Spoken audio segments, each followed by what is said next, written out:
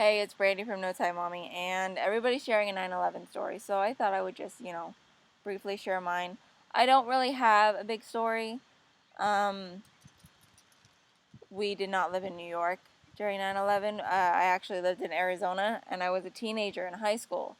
So everybody keeps asking me, oh my gosh, as a child, what was going through your head? I was a junior in high school, and honestly, like we read about, the bombings that happened years and years prior and all this stuff, but I didn't know very much about terrorists. I didn't know very much about, I never thought, I'm like, okay, that's in the past, like the old stuff that'll never happen again. And I was totally wrong. I was in complete shock.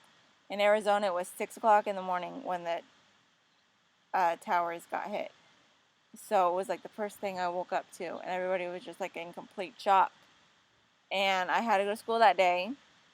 So we get to school, and the only thing we do is watch TV all day in class. Like every class, the TV was on, and the teacher didn't want to do anything.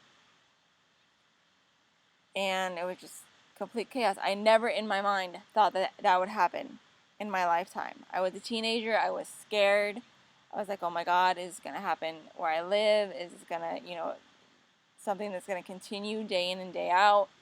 And then moving to New York, given it was years and years later, I was still going into the city every day. I was terrified because I just didn't know. It was just a random day that this happened. And so it was terrifying. One thing that'll always stick in my mind about this is when I was in high school, and I was a theater geek, and there was a poster on the classroom wall about a theater convention, and it was traveling around the states to different things, and it was hitting New York City September 11th, 2001, and it was going to be held in World Trade Center at 11 a.m.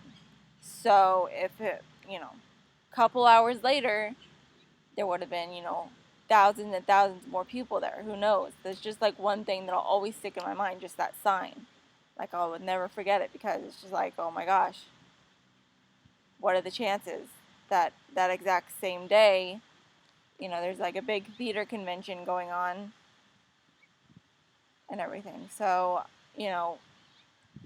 looking at it today, I'm still scared. I'm still like, what the heck? Because this world is just, I don't even want to get into it. This world is just crazy now. I try to explain to my kids, what's happening, what happened, and they don't really get it. It's hard for them to understand. They do understand that, there are bad people in this world, and it was a tragedy that happened. But I think it's going to take, I just hope it never happens during their lifetime because I don't want them to have to experience anything like that. As a teenager, it was just the most horrifying experience, not understanding, not knowing, you know, seeing all these images on TV, seeing people, post pictures and not being able to find loved ones. I mean, geez, like they're building stuff and they're still finding remains. I mean, it's absolutely horrible. So, big tragedy. And I don't want my kids to ever have to experience or watch it on TV or anything. So that's my story. Take a break and remember those that perished today. And we will always remember.